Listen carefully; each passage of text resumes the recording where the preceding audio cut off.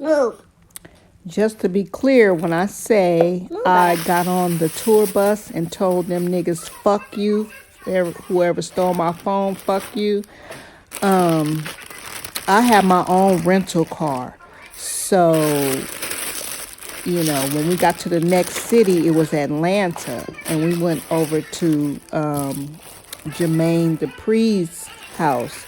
I guess the dog pound, they weren't allowed over there. So it was just me and Snoop, my homegirl, Jermaine, and some other people. The wig I made.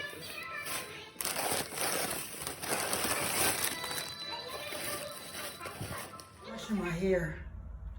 Washing my hair. Yeah. Bree got me in here digging through crates. It was Corrupt. Corrupt stole my phone, and I wanted to fight him at the club in LA. Okay, so I had to do a part two because I wasn't really finished with that story. There's a little bit more to it. So, after my phone got stolen, I'm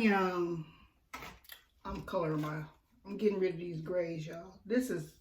This right here, this is not gray. This is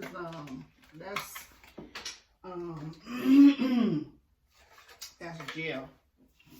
But I got my little grays. And tomorrow morning, I am doing the Iyanla Bonzant interview, Skype interview. So I can't go live, so I'm just going to pre-record that. I am, again, dyeing my grays. I just wanted to come and finish up my Snoop Dogg story. So, after my phone got stolen, I was still into my feelings, right? I was like, how this motherfucker, because you know how you walk in the room and you know somebody been talking about you. So I'm laying on the bed, my back towards the door. His homeboy come in. I'm gonna tell you what his name is. I'm gonna voice it over, but he came in and stole my phone, whatever. I got on the bus. I was like, you motherfuckers, whoop the wop the whoop. So when we got back to Los Angeles, I don't know what club we was in, but we was at some club and he was there. The whole dog pound was there. I think they were performing. Yeah, they were performing at the club that night. So after they performed, I walked up to him. I was like, motherfucker, I know you stole my phone. Whoop the wop the whoop wop whoop. And so the whole, I don't know who I was with, but they was shocked. They was like, girl, calm down. What is you doing? Whatever. I was like, fuck that shit. He need to know this, that, and the other, right? So I gave him a piece of my little mind. And they knew not to fuck with me no more and steal from me no more. So that's why me and Snoop, we still friends.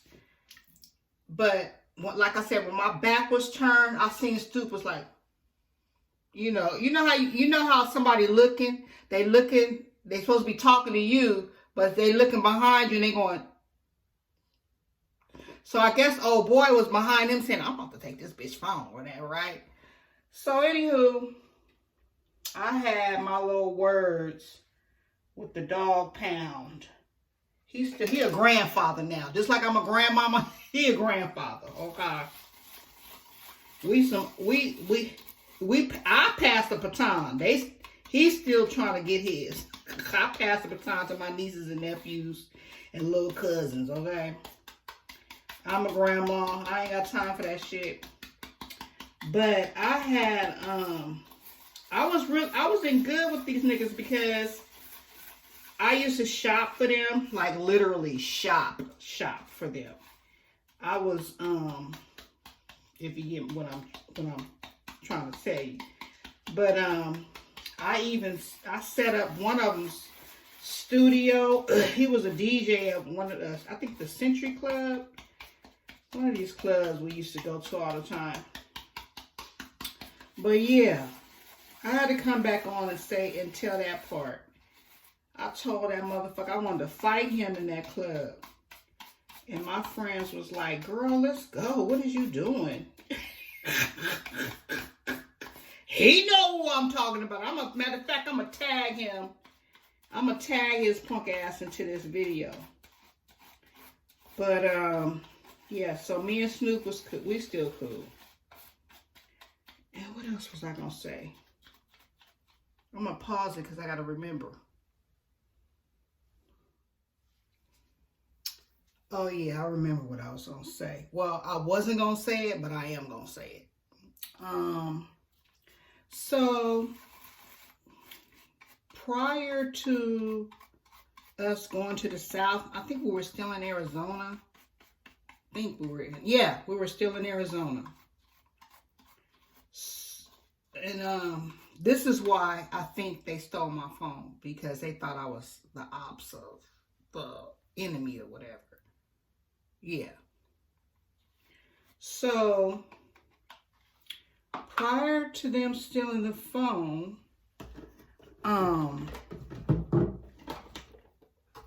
my son, which I didn't know he was a part of the gang, was a part of this gang, right?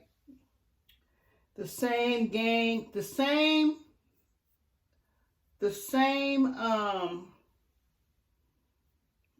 person that Snoop was on trial for shooting and killing, that was my son's homeboy. So when I was in Arizona, I was letting Snoop know, letting Earl the driver, because I wasn't one-on-one with Snoop yet. Earl the driver know who my son was. So Earl, being that he used to drive Snoop all around, he used to tell me, this motherfucker's crazy. He always want to ride in the hood, and then when he get into he'll get in Crenshaw District or Inglewood, and he want to yell out the car, crib, this, that, and other, right? While Earl is driving. Mind you, Earl has 2 sons he's trying to live for. He is not about that life. He is just a driver, right? They used to punk Earl, too. They used to punk Earl. They used to punk him. But, so, when I told him who my son was, I was like, yeah, my son's name is Jamal, this, that, and the other. And, so when they was leaving Arizona, I guess getting ready to drive to the South for their tour or whatever, the dudes came up to me, and I was just like, because back then you had a camcorder, right? I had my camcorder and shit. I was big time, right? So I had my camcorder. I was like, say hi to my son. Shout out my son. And they was like, what's your son's name? I was like, Jamal. They was like, jam all this dick in your mouth.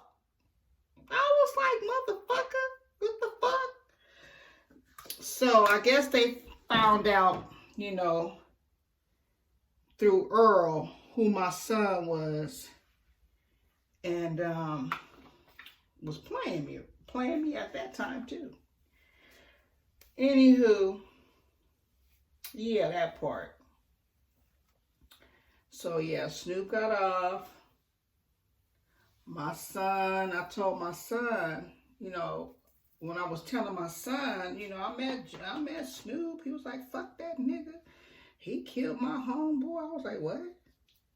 I didn't know nothing about he killed your homeboy. What homeboy? What? I didn't even know nothing about no truck. Because what was I doing? I was working at the airport. I wasn't into all that. My son got away with a whole lot of shit because his mama was a square. I was business. He was gangster. So when they stole my phone, I was like, I'm gonna have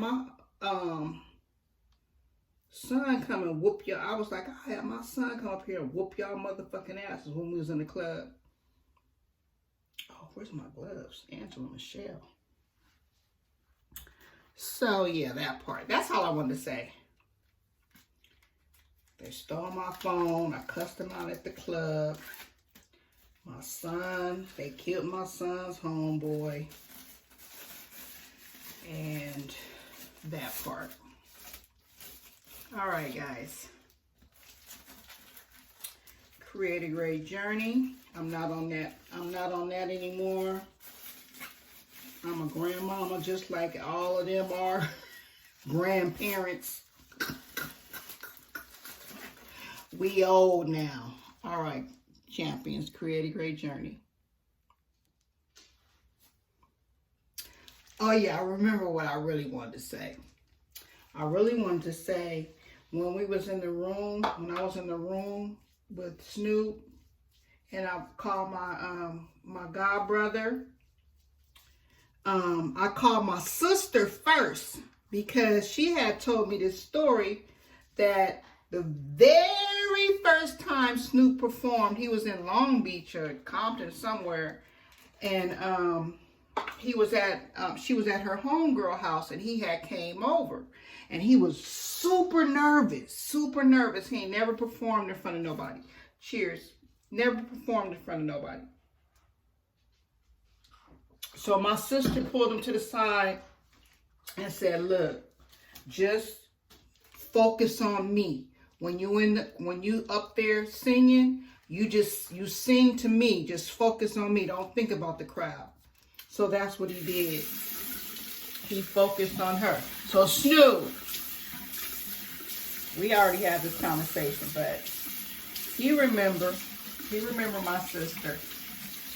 He focused on her, got through it.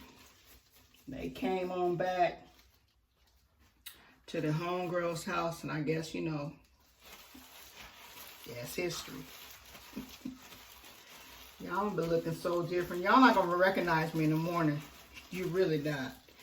Well, I guess you probably. I think I only have one video up with me wearing makeup. That's when I went to New York. But yeah, that part. All right, guys, that's it. I'm such a germaphobe.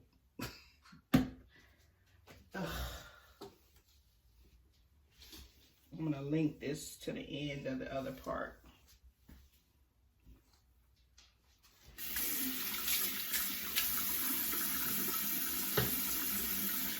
Hey, I hope you enjoyed part 2. Create a great day, night, evening, and journey, champions. Godspeed. Like, comment, and subscribe.